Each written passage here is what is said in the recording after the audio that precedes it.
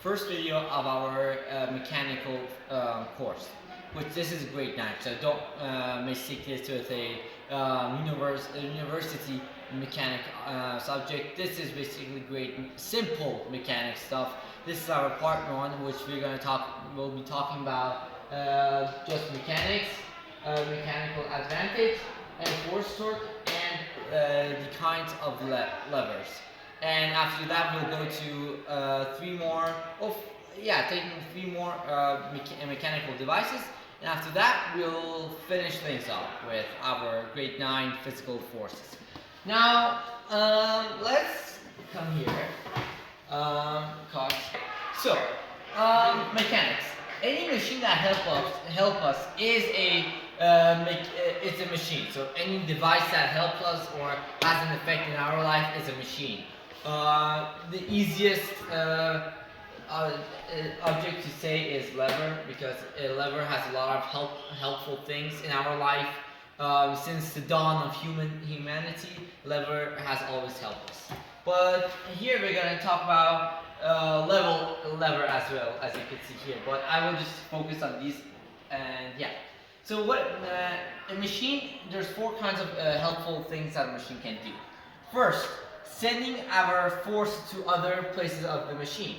Our second part is changing the course of the force. For example, the lever. The best example is lever. If I'm pushing it, I have the force down, our force goes downwards, but the help that this does is the object moves up, alright? Or another thing that we will be talking about are these kind of machines. So, for example, if this is a subject here, and if you're moving it this way, this thing goes up. So that's another thing that we will be talking about in the later courses. But that's what the changing the course of the force means. Now, third, increase the force. Now, any time that our mechanical advantage is higher than 1, our force increases. For example, here or here. Oh, sorry, not here. Here, and yeah, that's it. So that's what increasing our force means. And decreasing our force is where our mechanical advantage is less than 1. So, for example, here and here. Now, how do we measure mechanical advantages? We need the D1 and D2, which is D1 means the distance between the force and the bearing, and D2 equals to the distance between our object to our bearing. And F2 and F1 equals to, well, F1 means the force that we have our effect on, and the F2 equals the object, basically the weight of this object that has its own effect on the lever or any kind of machine. Now, force torque. Now this will come in handy in measuring the mechanical advantages, but I personally like this one because it's old-fashioned, but this one does help a lot as well. Now, so force torque means the amount that we are doing in a machine. All right. Now, this is how you measure. You have F multiplied by D equals to our, I think we call these rows, and yeah, so that's how it works. Now, if you want to find out the balance form, like all of these levers, I think there are Turks. Turks. Turks. Yeah, I think it's Turk. If you want to find out the balance form, we need to do this. So F1 times D1 equals to F2 times D2. Alright? That's how we kind of measure the force torque of like this and this. Alright? That's another thing. I forgot to mention this. If we want to calculate the mechanical advantages on a regular basis, we need our force to divide by force 1, which equals to our mechanical advantage, and our distance from our force 1 and divided by the distance from our force 2 to our bearing, which that also equals to our mechanical advantage. Now, levers. So now levers. Levers there are 3 kinds of levers. kind one is where our bearing is in the middle, like these three. Now there's three kinds of kind one of lever. So this is where it is exactly in the middle. So the better way to show you guys is this. So D1 equals to D2 in this. In this we have D2 bigger than D1, and in this one we have D1 bigger than D2. Alright, that's the easiest way to tell you guys what this means. When this is equal, this is our A always will equal to 1, alright? And that's where it's like imbalanced. Now, the kind 2. The kind 2 where this is where our D2 is bigger than D1 and the bearing is near the object and our force is a long way. You usually see this in a construction site where I don't know what you call these things, where you put the objects in the middle. I gotta search that up. So yeah, that's what this is like the best example for it. And for these guys, okay.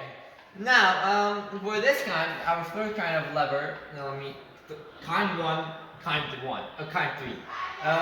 Which this is where the best example is the scissors that we use for cutting our, I don't know, shirts, our anything that we wear. That's like the best example. Now, I will explain these guys and this effects as well, but I'm going to continue on. Now, in this, our A is larger than 1, which I will talk about these guys. Like, this has its own effect in here. If we know this, if we know what these kinds are, we can say that what our machine does, basically. Now, kind 2, when our object is in the middle, so that means A is larger than 1, so that means D1 is bigger than D2. Alright? And force in the middle. Force in the middle is where our force is in between the bearing and our object, and which this means D2 is bigger than D1. Okay, now I told you about everything that I know about levers. Now let's see what these guys have to do. Now, every single mechanical machine basically, has sending the force. So that's out of the picture. Alright? Let me write all machine.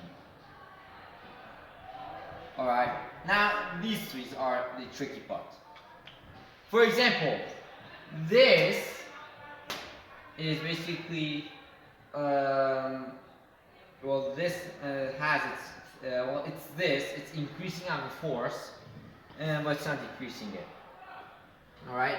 Now, for this, when our mechanical advantage is lower than 1, usually, well, not usually, like every time it means that we're decreasing our force, but we're moving faster and faster with more distance.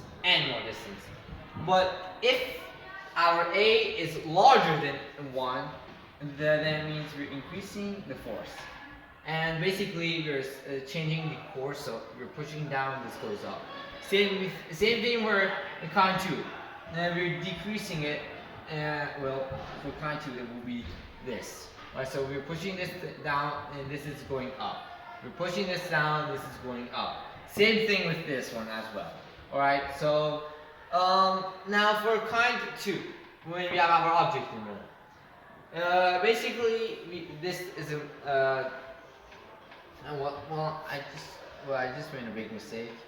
This is this and this is this. Alright, so when we're using having these machines, this is where this also has the changing the course and is increasing the force. Now for this is where our force in the middle, so our force is less than 1, which means we're decreasing it. And of course, if you're, for example, the best way is these cleaning brooms. Alright, so these brooms that we use, well, this is the object, this is the hand that we have on top, is basically our bearing, and this is our hand, like, this is the force that we use. And this means that we don't have any change force. I mean, I think we do have a change force in this one. Let me check. Because, no, we don't have a change force in this. Same thing with this one. Okay, yeah, so in this one we have decreasing the force. In this one we have increasing the force. In this one, basically we're changing. We're changing, and yeah, that's it. And we have this one as well. In this kind, we have decreasing and changing the course. In this one, we have changing the course and increasing the force. And yeah, guys, that's basically everything we have. I think we do have a time. No. I think we do have some. I'm going to do one small problem about these guys. It's going to be this. So sometimes you have. If I'm going to do one, I'm going to do this one because it's easier. So okay. Now we have. This is our x. Wait, what? This is our f1. So equals to, let's say, 10.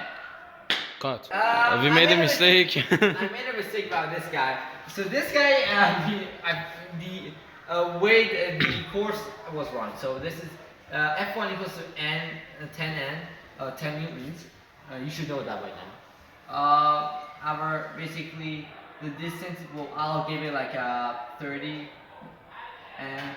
and this is from here to like from our object to our bearing is. Let's give it I don't know, 50. Alright, 50. Oh, that's not in, that's a meter. And always remember, it's always in meters. And that's an M. Okay? Now, if you want to know the mechanical advantage, there are two ways. You either could go by this way or the old-fashioned way. Right now, because we don't have much time, I'm going to do this way. So, always remember also, write the formula. It is important. Now, I already wrote it, so I don't need to, but I'm going to say what we got to do. Now, F1 is 10 times our D1, which is 30, equals to X times 50. Now, this is not a round number, but let's see what it is. It's 300 equals to 50 X. And X, well, let me write it here. And X equals to 50, 300 divided by 50, which then proceeds to be X 6. Will be 6. Thank you! Newtons. Yeah. Right now, we know that this is 6n. So now if you want to know the mechanical advantage, write this first, okay? Now because it's easier for me, I'm going to write the force ones instead of that. So 6 divided by 10, which is which A equals to 0.6. And that's how you solve it. And yeah, guys, I hope you guys enjoyed this video. Please make sure to share and subscribe and click that like button. And next part of this will be about the other two machines. After that, we'll finish things up with robotic kind of machines. Which I am there to speak about. Thank you guys, and always know this. May the force be with you always.